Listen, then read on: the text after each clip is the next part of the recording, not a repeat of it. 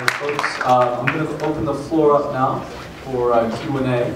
I ask that you kindly raise your hands in order that I may take votes, and I apologize in advance if I fudge that. I saw that gentleman's hand go first, gentleman in the black sweater. If we have a microphone on standby. Yeah, that's, there's some spaghetti incident going on.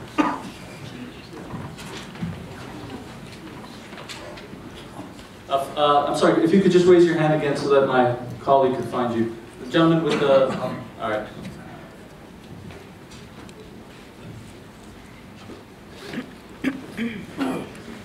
And I ask that the audience limit their questions to 2 minutes or comments.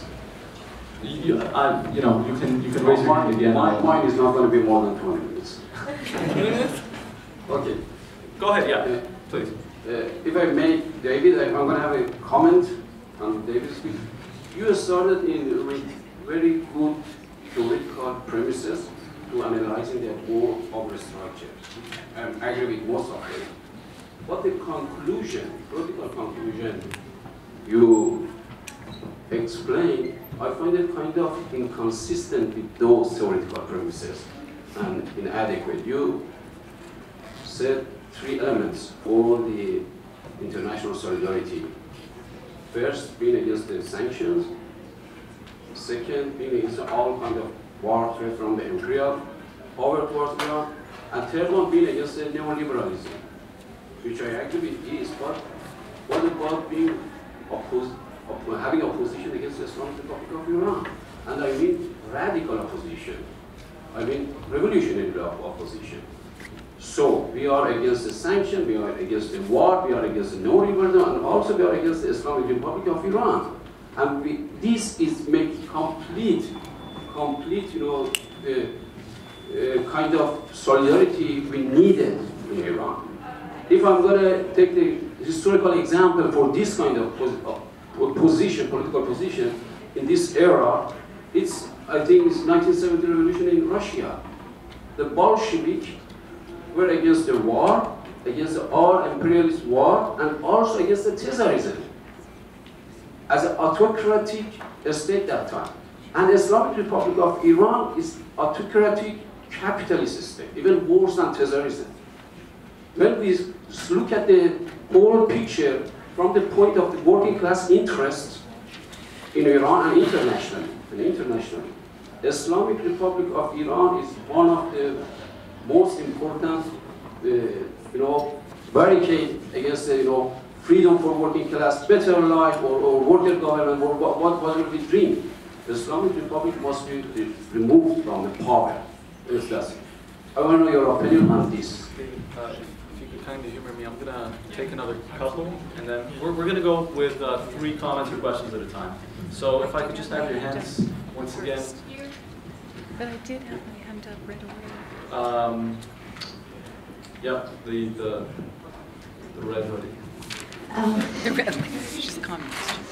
Hello, thanks for all the presenter. I just have 2 questions, one for David McNally, and my question is, I agree with you that today capital plays such an important role, and that's actually what determines world politics. But I was wondering if you could elaborate a little bit. Why do you think, despite the fact that today the ability to appropriate or not appropriate capital is what defines many people. So, for example, I have much more in common with someone that is my same economic background that I don't know with another Canadian, let's say Kevin O'Leary, that. It's completely separate from me. So why do you think, despite these differences that separate people within the same nation state, the nation state still has this mythology around it that is able to mobilize actually quite significantly people when the nation is perceived to be under attack? And my other question was for the first speaker, Tom, if you could elaborate a little bit, because you talked in your speech about the Palestinian and you focus mainly on the PA, the Palestinian Authority, But I wanted to know, like, what is your opinion about the situation of Gaza that is officially under Hamas control, and I think has kind of fallen out of the radar for even social activists here. Like, it does never appear in the social media, and actually the situation at the moment is catastrophic. People are without electricity 12 hours a day. They are like freezing to death, and so I think this should be front and center of our efforts. Thank you. I believe you had your hand up. I'm sorry. Yes, I did. I did. Go ahead. Oh, should I ask now? Sure. So you're taking 3 to 10. Okay. There's a microphone. Oh, making its way. yes. Thank you. Can you hear Yep. everybody? Okay, my question is directed to Professor Ricks. I'm so glad I showed up today to meet you. I can't believe this. I'm amazed you're still walking around with your views in the United States. I am a Jew who opposes the unbelievably right-wing government of Netanyahu and Avigdor Lieberman. And I get tremendous flack for it from people in my own family. You cannot say that. It's like the most volatile issue on the planet, which I don't understand philosophically, because many, many other countries are going through hell, like Sri Lanka, for instance. That's totally off the radar now. A few thousand Tamils have died and been raped, but we never discuss that anymore. Kashmir and Bahrain, an incredibly repressive and brutal regime, which the Americans have a base on, of course. So in terms of the Palestinians, I agree with you about Ariel Sharon. I was so happy. Well, he died a long time ago, a long, long time ago, and so have most of the Israeli leaders. Their souls have been captured by the devil because they're waiting for Megiddo to happen, the apocalypse. Okay, I'm going off on a tangent. I just want to ask you, I mean, what hope is there? People are more entrenched than ever. The average Israeli agrees completely with Israel's ridiculous calumny of security, security, security. Okay, and Israel has like 200 to 300 nuclear weapons, supposedly. The Palestinians have rocks and rockets. They do not acknowledge the Palestinians. I have more Palestinian friends here in Toronto than Israelis have in Jerusalem. And I am very ashamed, and I've said this before at public meetings, I'm very ashamed as a Jew. We're called the people of the book. We argue over who has the best smoke meat in a city, and we don't debate and argue over Palestine. It's all one way, our way. And the dinosaurs that rule Israel get their way every time because the US, with their $5 billion a year funding, keeps them alive. If I could just ask you to wrap it up. Thank you. Okay. I guess it's a rant rather than a question, but could you comment, Dr. Ricks? Thank you so much. Fantastic. Well, we're gonna respond now, and then I'm gonna take some more hands. I see you. David, if you'd like to begin. Sure. The first question is right. Yeah. So first on the first question. Look, I was trying to sketch at the end of my talk what I think to be some indispensable principles for a solidarity campaign. I wasn't trying to say this is sufficient as a response to all of the problems of global imperialism that I outlined. So you're right that what I concluded with in terms of the solidarity campaign certainly doesn't address everything about imperialism and global capitalism today. That's absolutely true. I would want to say that in addition to the 3 that were mentioned, I talked about the importance of campaigning to support the democratic right to self-organization of popular organizations inside the Islamic Republic of Iran, solidarity from below, the importance of Palestine in all of that work as well. But of course, I mean, I hope it's self-evident that I oppose the Islamic Republic of Iran, and that I believe its overthrow, the overthrow of its state, is essential to social progress. I'd have to add a lot of other states to my list. You know, I get the Canadian state in there, and the American state in there, and so on. But I do think that it's very, very important in the current climate where the political right is trying to use Iran bashing and sanctions as part of promoting its particular right-wing agenda. For the left that's working in social movements, trade unions, women's organizations, and so on, to be able to say that we've got the basic elements of a solidarity campaign that can really confront that right-wing agenda.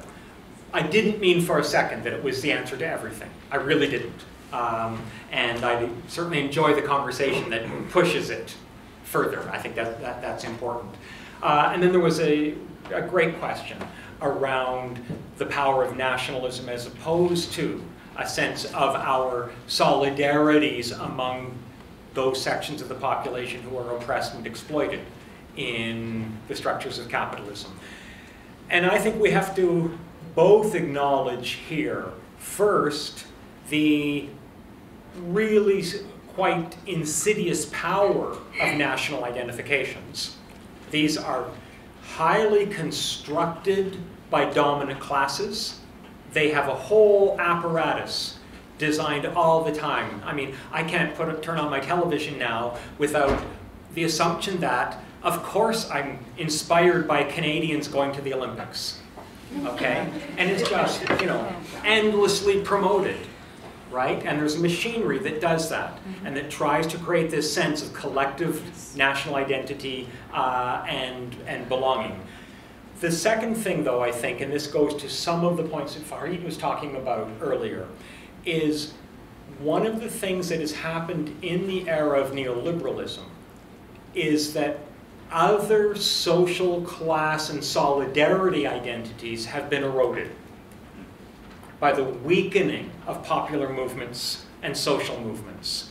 And as a result of that, the kinds of counter-identities that flourish in periods of social struggle have become weakened. And so part of, I think, the challenge that we're talking about with solidarity campaigns and so on is this idea of developing new kinds of social identities, new ideas of who it is that we actually belong with, who we identify with, and having that sense of building cross-border senses of collective identities among all the exploited and oppressed within our world system is, I think, part of that challenge. And that's why the, if you will, internationalist education of all of us is so important, to challenge precisely that kind of nationalism that you were talking about, which is frankly why I was thrilled to be invited to be part of this conversation today.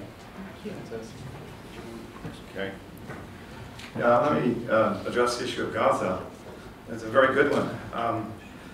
It's interesting how the takeover of Gaza is politics by Hamas, which is a political movement, by the way, not a military movement, had made it immediately a pariah in the world global dialogue about Palestinians. They are Palestinians. There are Palestinian students still up to this age who can't get back after 8-10 years, can't get back to their own homes because they were taking courses in the West Bank and they can't return. That's only one of the issues, but there are many, many issues about Gaza. And you're right about the deprivation. On December 27th, and I must say right from the beginning that I wasn't sure about the election of 2008 with Obama being opposed to a Republican, but the Republicans, many of us felt had to go, not realizing what Obama was going to stand for. And it wasn't, he was with us, Obama. It was really, it turns out, against us. Anyone who stood up for Palestine. He's so thoroughly enraptured. I call him Obama Yahoo, which is probably a good name for him. At any rate, the Obama lost many of us on December 27, 2008, because it was on that day that the totally brutal Dresden cluster bombing approach of a little strip of land that's 40 miles by 20 miles. The global metropolitan area of Toronto is probably going to reach that kind of dimension, an acreage. But there were close to 2 million people in that area. And that's schools and hospitals, children's playgrounds were targeted by the F-16s and the cruise missiles that Israel unleashed. That an 8-year-old boy would be shot, killed, and then used for target practice by the famous so-called Israeli Defense Force. It's the Israeli aggressive force, it's not a defense force. The crushing of the people who already had miserable lives because of restrictions on importation, beginning with medicines. The Israelis had concocted exactly the amount of daily calories they would need to stay alive, and that would determine how much food they would allow through the border on a daily basis. I mean, it's a systematic ghettoization of the people far beyond what Warsaw was, which was already a tragedy. So it's a tragedy of tragedies, but the conscious, premeditated persecution of a people like Gaza. But they have been disenfranchised from the world community's discussion because it's Islamic, that it has this curse of being a Muslim country. How could you support a Muslim country? So this issue of the global dialogue that we're talking about, because globalness that David referred to, and that Farid was referring to, is clearly part of the conversation. We have to change our vocabulary. For example, the West Bank is not an occupation, nor is that an occupation. Technically, Gaza is not occupied, but it is occupied completely by drones daily overhead, by now Egypt cutting off the tunnels. And this present Egyptian government, which is a military government, it's a US Army Egyptian military coup that took place on July 3rd in 2013. But that military coup has actually shut off the borders and is cooperating with Israel in cutting off those tunnels through which the Palestinians were able to get not just their necessary foods, but medicines, which still is a condition they suffer with to this day. No one can visit the area. One of the interesting things about Gaza is when Turkey, which has normally been seen as a very favorable pro-Israeli ally for military reasons, they exchanged military agreements and military parts and technology. It was strictly on a military basis, that suddenly it turns against Israel by sponsoring a ship that is supposed to go and break the boycott in Gaza. And 9 people died, all of them Turks. Yes, we know. And no one did about it. Well, we know that the Turkish authorities actually declared a boycott against Israel. And it was a crisis. But it's interesting how they now have healed this crisis, all because of world capitalism. It was basically for economic reasons that they mended their ways again. Turkey worries about its borders and worries about protecting its seized land, that is northern Cyprus, which doesn't belong to them at all. But Gaza, again, is at the center of that. It's hard to explain why the world neglects this area, but then Palestine has gone off the radar as well. Unless there is a bomb that goes off, and then suddenly it's Israelis are suffering again. The question of Gaza is, I want to go to on Israel. You know, there are Jewish people in the United States who are actively involved in the BDS movements regarding the West Bank, and of course against sanctions to Iran. But the group is an enlightened, I'm putting this in quotes, an enlightened place to be in the United States, except the heavy propaganda. I mean, I'm greeted by signs at speeches I give on the Middle East in little libraries up in distant Bucks County, which is north of Philadelphia. A sign that read, "There is no more Palestine than there was Brigadoon." Yes, I know. These were not Jewish protesters, these were Christian Zionists who are equally a curse on the earth. You have AIPAC, so very kind. powerful lobby. But I mean, I think the Israel suffers a psychological, deep psychological wound that has not gone away yet, and that's victimhood. And yet the Holocaust is not put to rest, because this now becomes, ashamedly and tragically, the excuse for victimizing another people. I know. And it's that irony in the deep humanist history of Judaism is then destroyed. Now, I have one anecdote just to tell, because I take students now to the West Bank and enter them into Jamia Birzeit for language and Palestinian studies purposes every summer. I was in the part with them in what's called New Jerusalem. We had just gone to Mea Sharim, and we were close to Jaffa Road, which is in the west part, called West Jerusalem as well. And we wanted a coffee. We were sitting down at a cafe, and an elderly couple had sat next to us. It was an Israeli couple, and we stood up ready to leave, but we were with this very garrulous and very loving Armenian guy who knew, of course, Hebrew fluently. And he started a discussion with this 86 and 80-year-old man and woman who were very proud of the fact they were about to celebrate their marriage. They were going to go to Cyprus to get married because they'd known each other for 60 years. They met in an underground terrorist organization. They themselves were very proud, and we went on to talk to them. They're living criminals, actually, telling us about their involvement in what was called the Stern Gang. That was Lehi. They assassinated Count Benardot in the streets of West Jerusalem. They're responsible for Deir Yassin, the killing of over 200, now I guess it's been modified to 180 men and women and children in Deir Yassin, a village right outside of Jerusalem, in April 9, 1948. And here they are talking to us. So we asked them, did you bomb anybody? Oh yeah, we bombed people. Were you involved with Count Bernadette? Oh yes, we were. Were you involved with the blowing up of the King David Hotel? Oh yes. We helped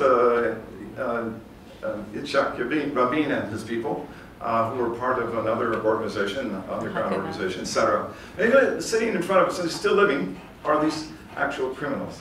I wanted to take down their address. I'm sorry I didn't have a photograph, and I didn't take them because I would have taken them immediately to the Tribunal against Crimes Against Humanity. They need to be brought. This history is living today. And you have these people who are in power in Israel, and as long as they're there, they're considered heroes. Yes. Thank you.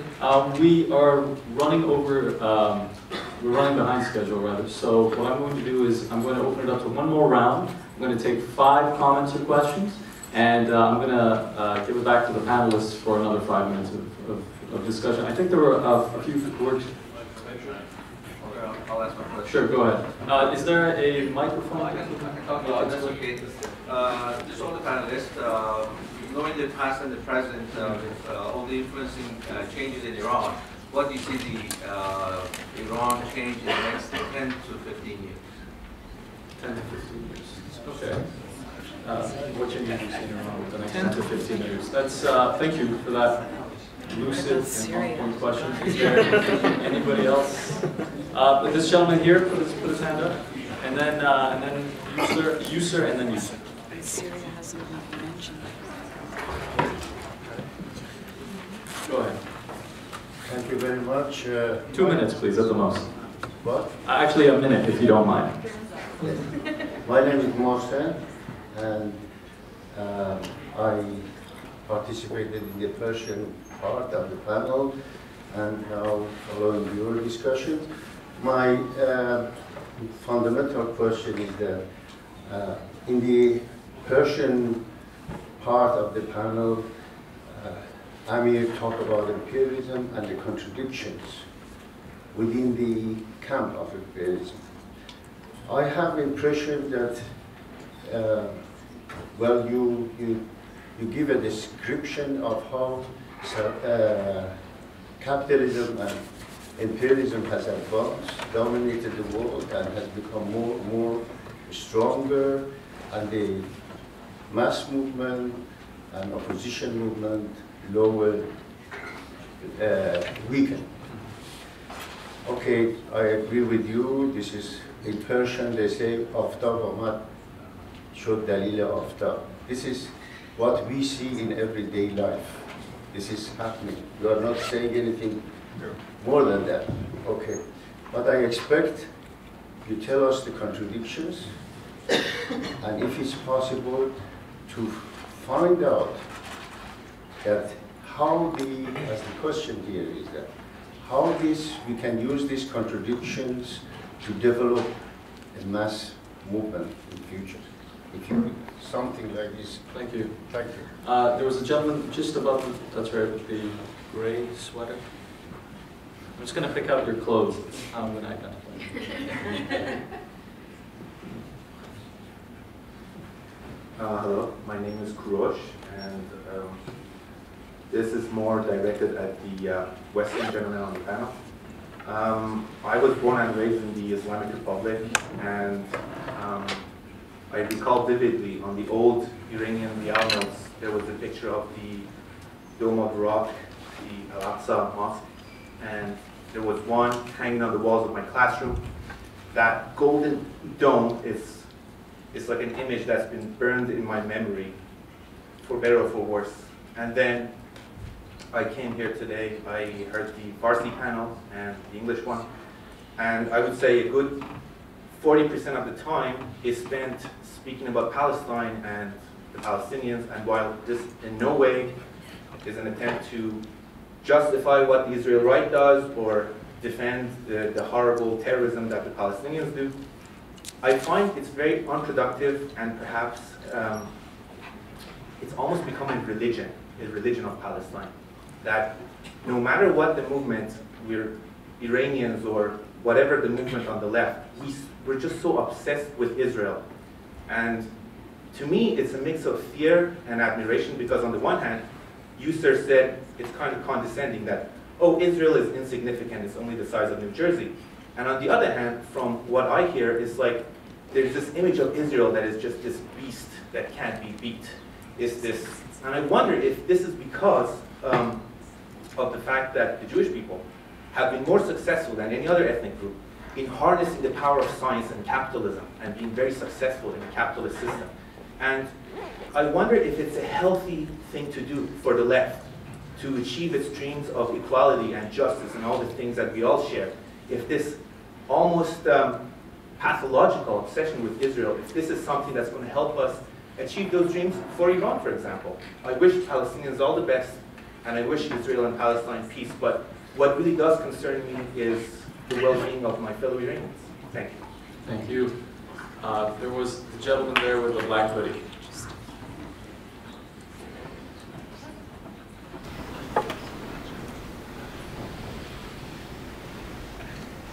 Hi, my name is Raymond, and thanks all the speakers in this panel.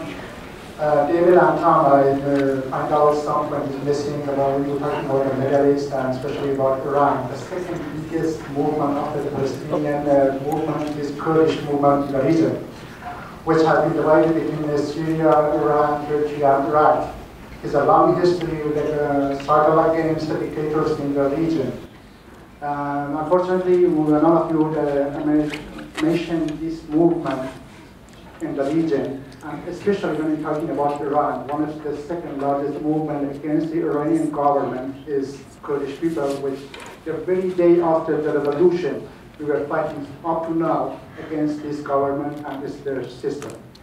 The second point about the social movement, which my friend is mentioning, when we're talking about the social movement internationally, or especially in Canada, so many times there is a mixed point between we are against imperial power, but in the same time we are against Iranian government.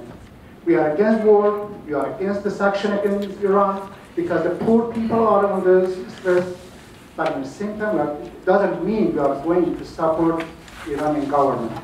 The same thing happened, unfortunately, about Syria. We went in front of the American embassy right here in Toronto. We said you are against war, you have no right against war, but unfortunately, even particularly in Austin, in the same time we are against Bashar al-Assad. It doesn't mean we are supporting Bashar al-Assad.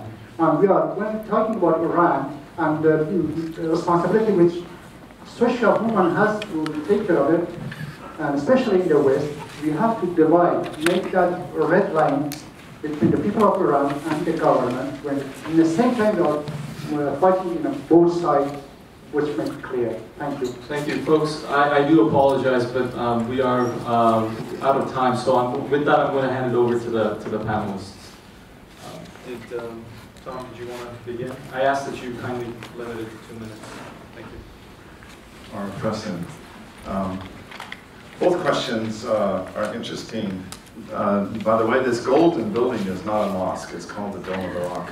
It's, everybody makes that mistake, but that image can burn in your mind because it's always used. It's on the in that sacred zone called the sanctuary, the noble sanctuary. The Sharif. That question you're raising, though, is what does Palestine have to do with Iran? I think that's really what you were asking. And the other person is raising the Kurdish issue, which is extremely valuable. I had personal contacts with the Kurdish movement back in 1964-65 as I was a Peace Corps volunteer in Mahabad, that is to say, Sojbalak in eastern Kurdistan. And so I'm quite familiar with that movement. But I think that we were not talking about social movements as such, but Iran and its relationship and internal, external ties to the region. And the brutal treatment of the Kurdish people within both Iran and beyond the borders is well documented. And it's a social movement that, in fact, needs to be supported for sure. The relationship of Iran in all this equation is that its geographical position to begin with. Palestine shares many of the same problems that Iran is sharing. That is to say, a dominance of Islam and Islamic movements within their own borders, and this causes difficulties with the Christian coalitions that are trying to, such as the Armenians, that are trying to survive against an Islamic presence and against an Israeli occupation. Unlike Iran, Iran's not occupied. It's hard to actually explain what occupation means on a day-by-day basis. It is the worst-case scenario that one could ever find. It's a colonial settler state. What Iran could do, and what Iran Solidarity could be doing, is supporting the invisible. And I know it's invisible. There's no major social movement at the moment in Palestine that you can finger. But I should say that the BDS, which is a boycott, divestment, and sanctions movement, is a movement that includes Palestine, but also Iran. The sanctions are against Iran, and the Palestinians are suffering sanctions. Sanctions beyond your belief, much more than Iran. But that doesn't an issue of question, it's the similarity. They share the same issues of domination by, in the case of Israel, a partner, a junior member, perhaps, of the global imperialism and capitalist enterprises. Palestine has its own oil, but it imports 80% of its olive oil comes from Spain, of all places. And that's primarily due to the restrictions to produce and to export their own oil through their own borders. So it's an internal economic contradiction for Palestinians who have the resources that they're literally on the hills behind them, but they can't do anything with it except for domestic consumption. Iran has also sanctions issued, but the boycott question is interesting. It began in Palestine as an issue of boycotting. That this boycott was of now all institutions that are Israeli, not necessarily against Israelis, it's against institutions, cultural, academic, etc. It's now being carried out very widespread and is making Israel and its partners and its supporters in the United States and Canada very nervous. But in fact, it began in 1980s, in the early 1980s, when teacher movements, Palestinian teacher movements, were underground. These are high school, elementary school teachers, and they wished to create a union. I know this personally because they had contacted me to help publicize their efforts when I was at Birzeit teaching in 1982, 83, 84. These people, this boycott has its origins within the roots of Palestine, that's what I'm trying to say. It's at the same time there was an order against the Palestinian universities in 1982. It's not 2002, but 1982, called Military Order 854, in which Israel was going to take over the Palestinian universities, but it was opposed internationally, and it succeeded in defeating that order, carried out by a professor whose idea was an anthropologist at Hebrew University. But I'm going to end only by saying that the issues that Palestine faces are, in fact, very much like those that Iran faces.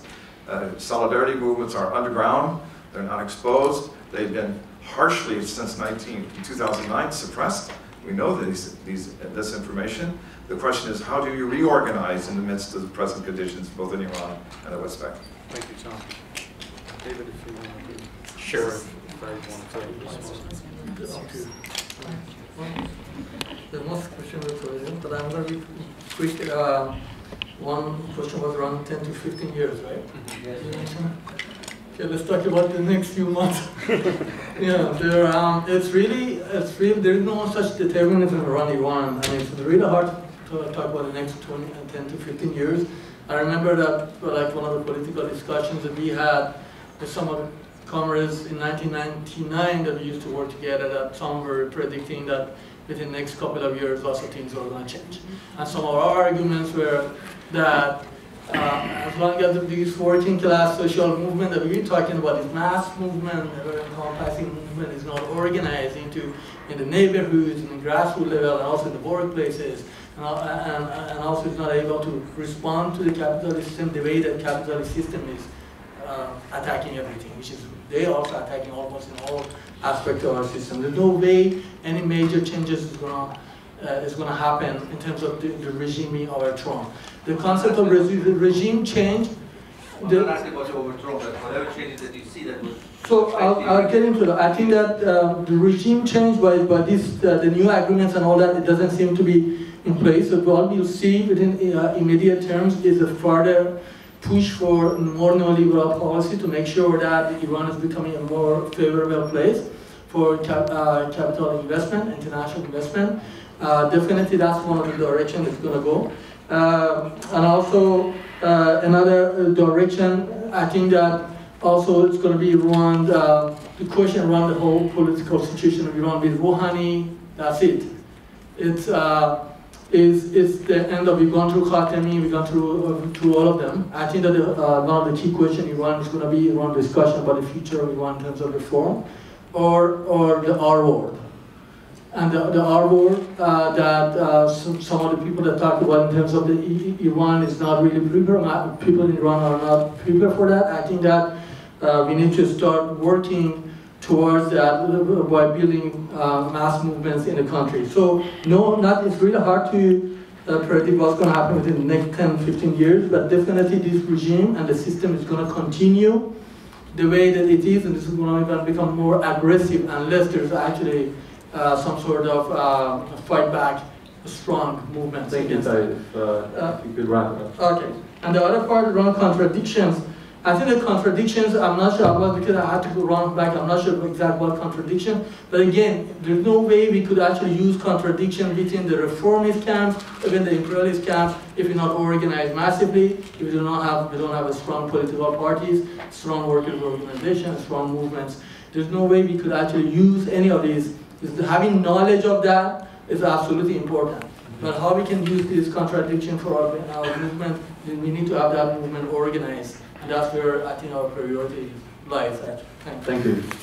David, did you want to have a chance to conclude as well? Sure. A couple of these points are straightforward. I agree entirely with what was said about Syria. I have no disagreement on that. That was very useful. The Kurdish struggle definitely deserves much greater attention when we try to look at the whole region. I would say the same thing about women's movements throughout the region. Also something we did not have any opportunity to do justice to on this panel. The question of Israel, I don't think you can duck it in this way. For two reasons. One is, it seems to me from the standpoint of global justice, one simply cannot ignore the dispossession and destruction of a people from that standpoint.